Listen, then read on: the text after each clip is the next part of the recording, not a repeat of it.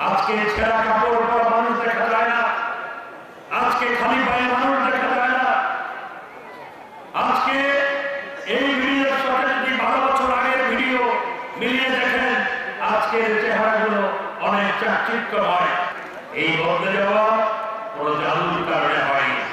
এই বদলে যাওয়া শেখ হাসিনা এবং শেখ হাসিনার জাদুকরের নেতৃত্বের কারণে হয়েছে।